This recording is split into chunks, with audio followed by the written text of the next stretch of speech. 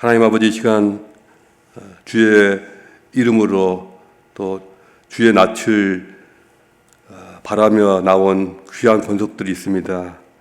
아버지, 그들과 함께 하시고 주의 영으로, 주의 말씀으로 그들을 채워주시며 또 위로부터 오는 거룩한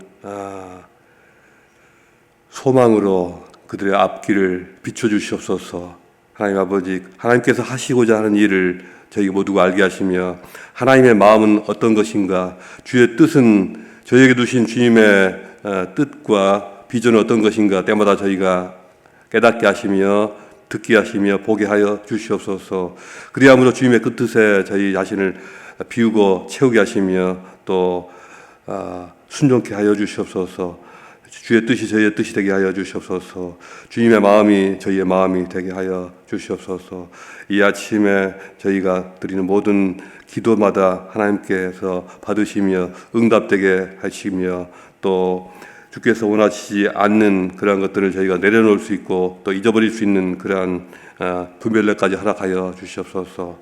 이 시간 함께 하시기 원하며 예수 그리스도 이름으로 기도합니다. 아멘. 자, 오늘 우리가 읽을 하나님 말씀은 예레미야 48장에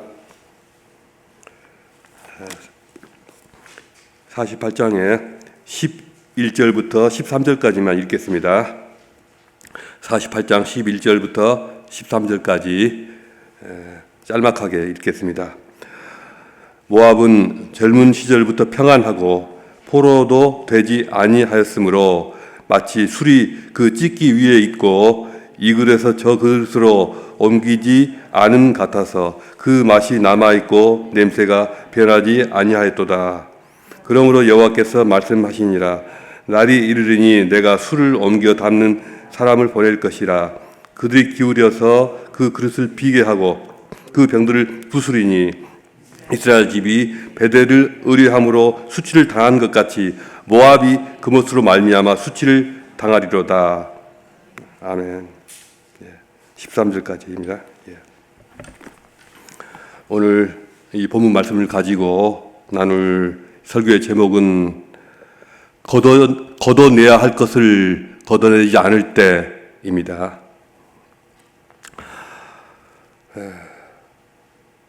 현실에 안주하는 안일한 삶의 위험성에 대해서 생각해 보고자 하는 것입니다. 하나님의 눈에 비친 모압의 영적 상태가 우리가 방금 읽은 11절에서 이렇게 표현되어 있습니다. 모압은 일찍부터 안일하게 지내온 것이 마치 항아리에 담긴 포도주같이 찌꺼기가 가라앉아서 빼내지 않았기 때문에 그 맛이 그 맛이고 그 냄새가 그 냄새로다. 전혀 바뀐 것이 없다라는 것입니다. 이렇게 모압이 찌꺼기를 한 번도 거르지 않은 상태로 있는 포도주로 묘사되고 있습니다. 도대체 이게 무슨 의미일까요? 여러분 혹시 포도주를 어떻게 만드는지 아십니까? 아마 아실 분은 아실 것입니다. 포도주를 만드는 전통적인 방법이 있는데요. 많은 포도주를 다 옮겨와서 커다란 통이나 아니면은 어떤 잘 이렇게 바닥이 타일이나 시멘트로 이렇게 단단하게 만들어진 구덩이 같은데 집어넣고 여러 사람이 거기에 더 한꺼번에 들어가서 발로 밟아서 으깨입니다. 발로 밟아서 충분히 밟아서 곤죽을 만들어서요. 그게 다 충분히 으깨지고 진이게지면 이것을 가죽 부대나 나무통, 항아리 같은 데다가 나누어서 보관합니다. 한 40일 정도 잘 보관해서 숙성을 시키면 거기서 발효가 되죠. 발효가 돼서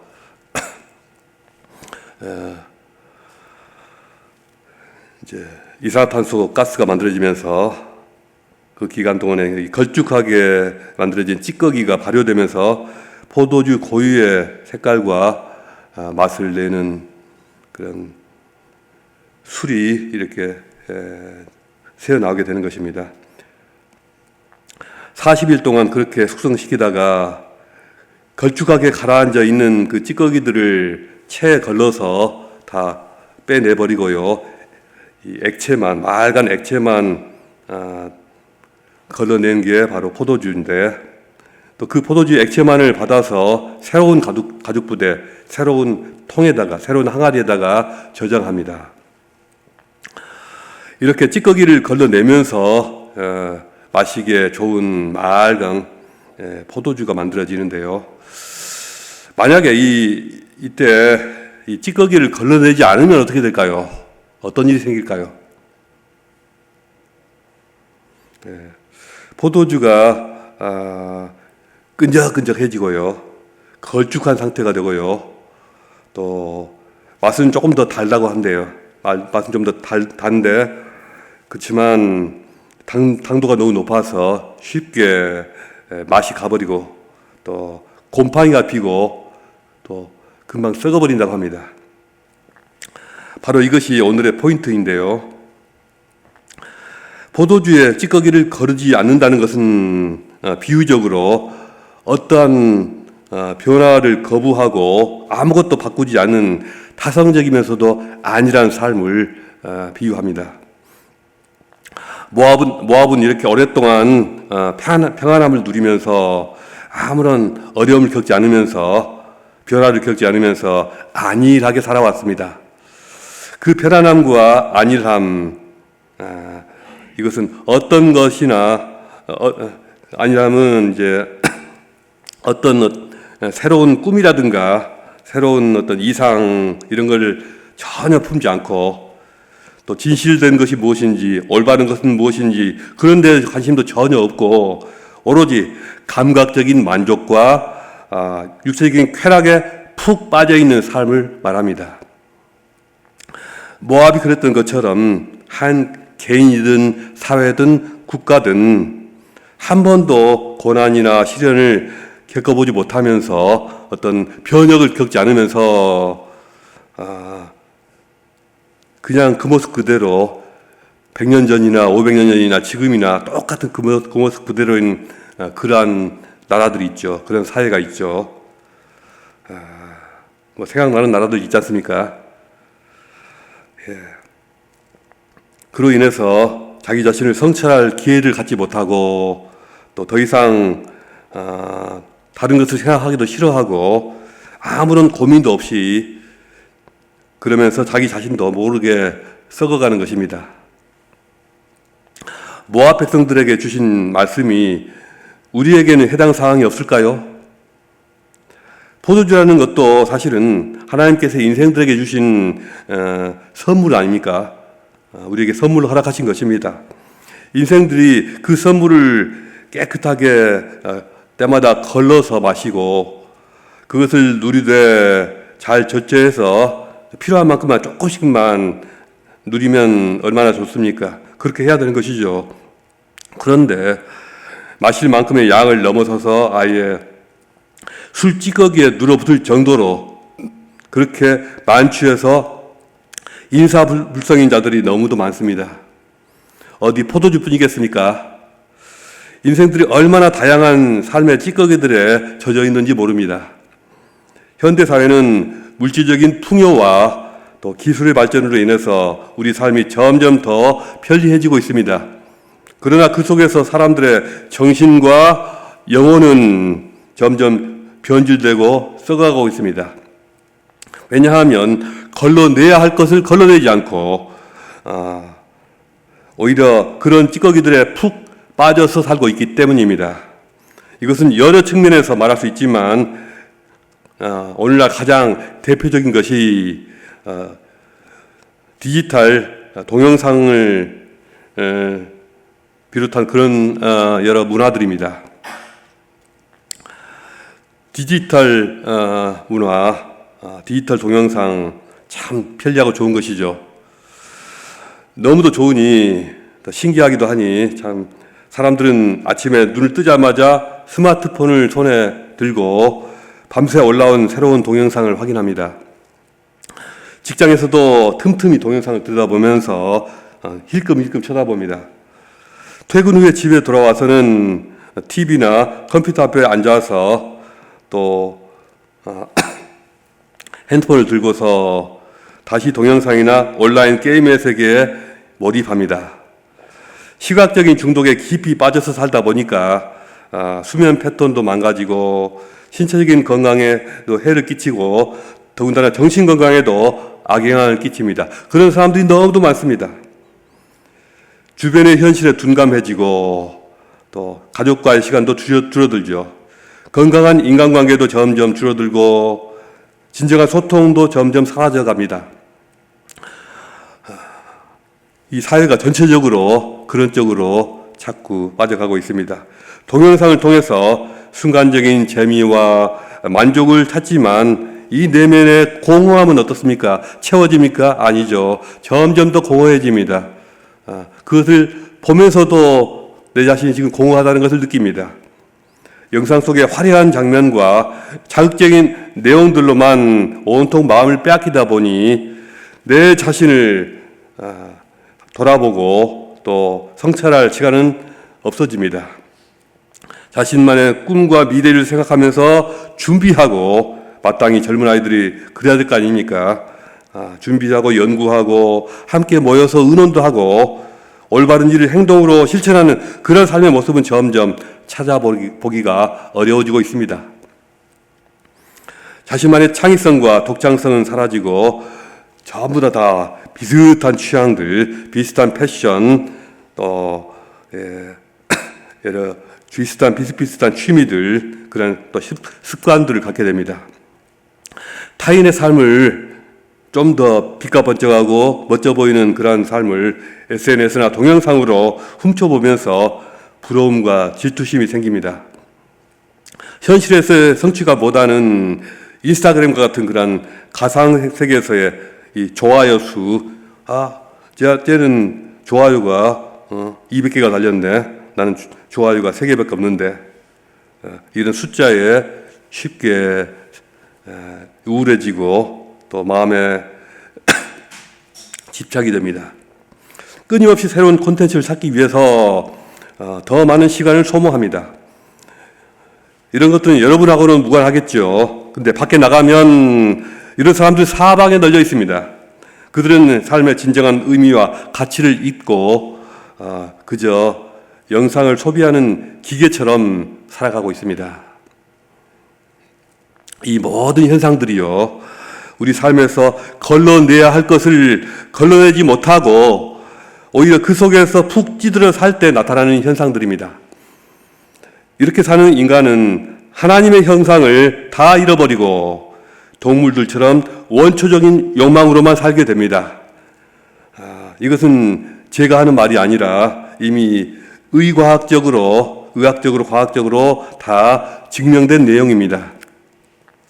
자기 공명 영상으로 인간의 뇌 활동을 연구해 보면요, MRI 영상으로 이렇게 보지 않습니까? 어떤 활동을 할 때 뇌의 어느 부분이 활성화되는지, 어디가 움직이고 있는지 다 보이지 않습니까? 예컨대 인간이 성경 말씀을 읽고 묵상하거나 또 기도를 하거나 또 어떤 연구를 하거나 이런 활동을 할 때 이 전전두엽이라고 하는 뇌의 특정 부분이 활성화된다고 합니다. 전전두엽이라고 하는 이 부분은 인간의 뇌에서 특별히 발달되어 있는 것인데요, 다른 동물들과는 구별되어 있습니다. 바로 이 기능이 인간들을 다른 동물들과 구별되게 하는 그러한 부분입니다. 물론 인간이 아닌 다른 동물들은 비록 인지 기능도 있고 또 동물들 지들끼리 대화도 하지 않습니까? 지들끼리 언어도 있어요. 고래도 말을 하죠. 원숭이도 말을 하고 서로 공감도 하죠. 또 사회적인 활동도 합니다. 위계질서도 있어요.